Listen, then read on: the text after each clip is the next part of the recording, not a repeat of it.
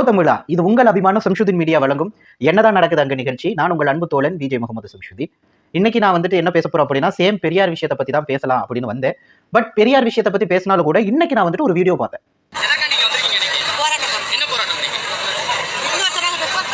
இந்த கட்சியினுடைய பேர் நமக்கு தெரியல, அந்த தலைவி யார் என்றும் நமக்கு தெரியல. ஆனா யாரோ ஒருத்தங்க இந்த பெரியார் பிரச்சனைக்காக அவங்கள காசு கொடுத்தோ அல்லது வேற ஏதாவது ஒண்ணு சொல்லியோ கூட்டிட்டு வந்திருக்காங்க. கூட்டிட்டு வந்தவங்க எதற்கு வந்திருக்கோன்னு கூட தெரியாம அங்க நின்னுட்டு இருக்காங்க. யாரை ஏமாற்றுவதற்கு? இது சரியா? இதை பத்தி நம்ம இன்னைக்கு வீடியோல பார்க்க போறோம். வாங்க வீடியோக்குள்ள போகலாம். நம்ம சேனலை சப்ஸ்கிரைப் பண்ணாம பார்த்துட்டு இருக்கீங்கன்னா தயவு செஞ்சு சப்ஸ்கிரைப் பண்ணிடுங்க. உண்மை, உழைப்பு, உயர்வு இதெல்லாம் அரசியலுக்கு இருக்காதோ அப்படிங்கிற மாதிரி மக்கள் நினைக்கும் அளவிற்கு இன்னைக்கு அரசியல்வாதிகள் செயல்பட்டு வரீங்க. ஒரு காலகட்டத்தில் பத்திரிகைகள் மட்டும்தான் இருந்தது, அதுவும் உங்க கையில இருந்தது. இன்னைக்கு அப்படி கிடையாது. தெருவுக்கு தெரு இன்னைக்கு பாத்தீங்கன்னா பல லோக்கல் சேனல்ஸ் உட்பட பல சேனல்கள் இருக்கு. ஒரு ஊருக்கு குறைந்தது ஒரு 15-20 பேராவது நிச்சயமா ஒரு யூடியூபரா இருக்காங்க. சோ இன்னைக்கு உலகத்துல யாரையுமே அவ்வளவு சீக்கிரமா ஏமாத்திட முடியாது.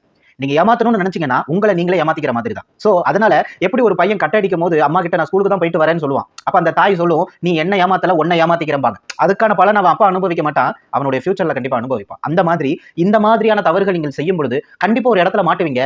அப்படி மாட்டும் போது அசிங்கம் தான் பட வேண்டும். பெரியாரை பற்றி சீமான் எதிர்த்து பேசுறது தவிர்க்க வேண்டிய ஒன்றுதான். அது அவர் மன்னிப்பு கேட்கல அப்படிங்கிற பட்சத்துல போராட்டம் என்பது நியாயமான ஒன்றுதான். ஆனா அந்த நியாயமான ஒன்றுக்கு நீங்க நியாயமான ஆட்களை அழைத்துட்டு வரணும். கூட்டத்தை காட்டணுங்கிறதுக்காக இந்த மாதிரியான ஒன்னும் தெரியாத பெண்கள், அவங்களுக்கு என்ன தெரியும், எதுக்கு வந்திருக்கோன்னு ஒரு அம்மாவுக்கு தெரியல. ஒரு அம்மா சொல்லுது, சீமானை எதிர்க்க வந்திருக்கேன், சீமானை எதிர்க்கணும் அப்படின்னு கேட்கும்போது தெரியலையே, கூப்பிட்டு வந்தாங்க வந்திருக்கோங்கிற மாதிரி சொல்றாங்க. இதெல்லாம் எவ்வளவு பெரிய முட்டாள்தனம் பாத்தீங்களா? இப்படிப்பட்ட அரசியல் செயல்கள் இருக்கும் வரை மக்களுக்கு நம்பிக்கைங்கிறது செத்து போயிடும். பெரியாரை பத்தி தப்பா பேசணும் உடனே பொங்கி எழுவதற்கு எத்தனையோ இளைஞர்கள் இருக்காங்க. உங்களால முடிஞ்சிச்சுன்னா பெரியார் சம்பந்தப்பட்ட போராட்டத்திற்கு விருப்பத்தின் அடிப்படையில் வரவங்க சொல்லுங்க, நாங்க உங்களுக்கு டிராவல் ஏற்பாடு செய்யறோம் அப்படிங்கிற மாதிரி சொல்லி தமிழகத்தில் இருக்கக்கூடிய பலரை நீங்க போராட்டத்திற்கு இருக்கலாம். இதுதான் ஒரு உண்மையான ஒரு நல்ல ஒரு போராட்டத்தினுடைய அழகு. இதுதான் ஒரு நல்ல போராட்டத்தினுடைய போக்கு. அது இல்லாம பக்கத்துல 100க்கும் 150க்கும் இல்லைன்னா சும்மா எதையோ சொல்லிக்கிட்டு கூட்டிட்டு வந்து அவங்களை உட்கார வச்சு, நான் சென்னையில வேலை பார்க்கும் போது சைதாப்பேட்டையில ஒரு மீட்டிங் ஒன்று நடந்தது. அந்த மீட்டிங்க்கு எல்லாரும் போனாங்க. அப்போ போறவங்க எல்லாத்தையும் ஒரு கலர் புடவை கட்டிட்டு வரணும் அப்படிங்கிற மாதிரி சொல்லியிருந்தாங்க.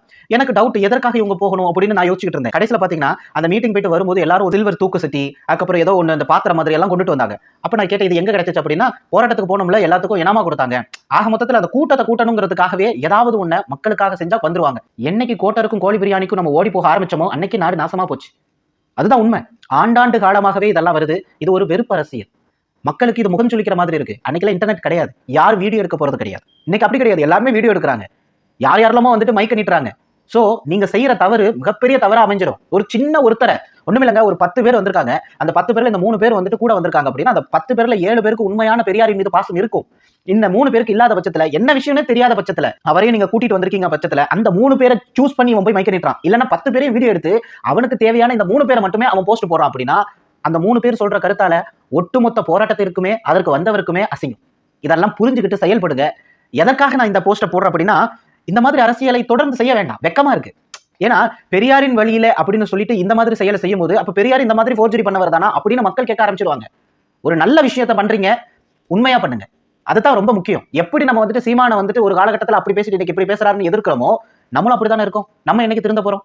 இப்ப சீமான் முன்னாடி மட்டும் இல்ல, யார் முன்னாடி மைக்க கொண்டுட்டு போய் நீட்டினாலும் கூட அவன் செஞ்சதை சொல்றீங்களா, இவன் செய்யாதையா நான் செஞ்சுட்டேன், இவனெல்லாம் போய் கேட்டீங்களா, முதலமைச்சரை போய் கேட்பீங்களா, இப்படிதான் பேசுவாங்களே தவிர தான் செஞ்ச தப்பையும் தான் செய்யற தப்பையும் ஒருத்தனும் ஒத்துக்கிறதும் இல்லை. இதெல்லாம் வெக்க கேடு.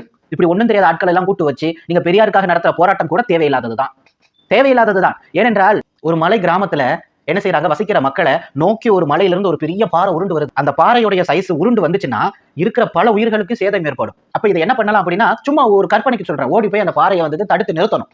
அப்ப தடுத்து நிறுத்தக்கூடியவர்களாக ஓடி போய் நிறைய பேர் போய் கை வைக்கிறாங்க. சும்மா பேருக்கு கை வச்சனா பாறை நிக்காது. உண்மையாவே அந்த கை வச்சாதான் அந்த பாறை நிற்கும்.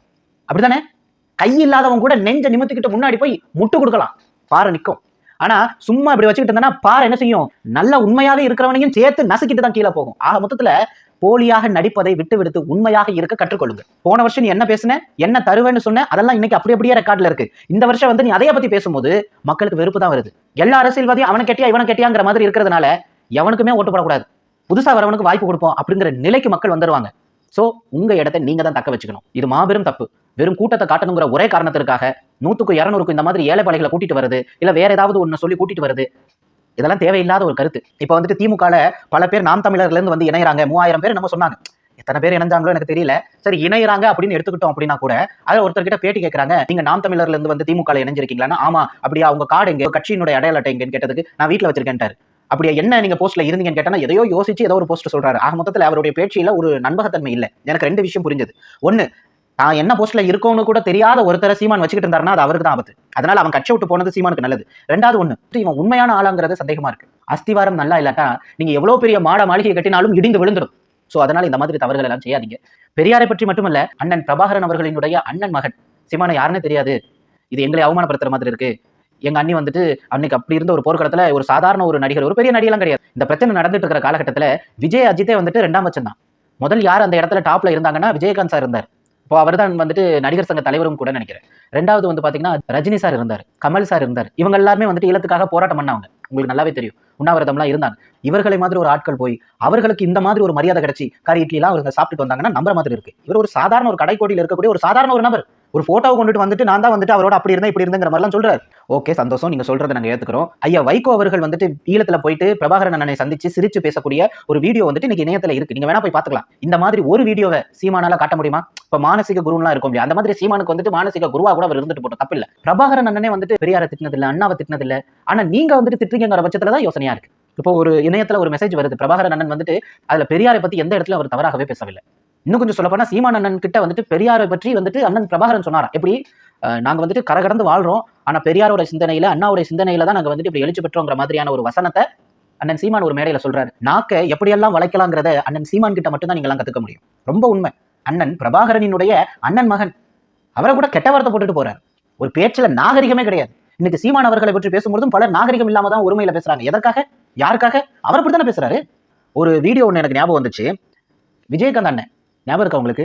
அவர் வந்துட்டு ஒரு மேடையில ஒரு காமெடியா ஒன்று சொல்லியிருப்பாரு. அவர் ஒரு ஜோக்குக்காக தான் சொன்னார். என்கிட்ட வந்துட்டு உன் பேர் என்னங்கிறது இந்தியில ஒரு பொண்ணு கேட்டுச்சு, அது தப்பா அவர் வந்து புரிஞ்சுக்கிட்டாருன்னு நினைக்கிறேன். நான் வந்துட்டு என் பேர் வந்துட்டு என்ன அப்படின்னு கேட்டதுக்கு நான் என்னமோ சொன்னுங்கிற மாதிரி ஒரு வீடியோ ஒன்று உண்டு. அந்த வீடியோவை இவர் சொல்லி காட்டி இதற்கே வந்துட்டு ஒட்டுமொத்த தமிழர்களையும் எழுந்து உட்கார வச்சு செத்துறணும் அப்படின்னு மாதிரி ஒன்று சொன்ன ஒரு வீடியோவையும் நான் பார்த்திருந்தேன். அந்த காலகட்டத்தில் அவரை ட்ரோல் செய்யும் போது இவருடைய வசனங்களும் இவருடைய வார்த்தைகளும் அதிகம் பரவியது மட்டும்தான் சத்தியம். இன்னைக்கு ஒரு வார்த்தை விஜயகாந்த் அவர்களை பத்தி பேசட்டு பார்க்கலாம், தப்பு. இப்படி ஒவ்வொரு நொடிக்கும் தன்னை மாற்றிக்கொள்ளக்கூடிய பச்சோந்தியை விட மிகவும் பவர்ஃபுல்லான ஒரு மேனி அப்படி என்றால் அது அண்ணன் சீமானினுடைய மேனிதான், சீமானினுடைய உள்ளம் தான் என்பதை இந்த இடத்துல நாங்கள் மறுபடியும் தெரிவித்துக் கொண்டு விடைபெறுகிறோம்.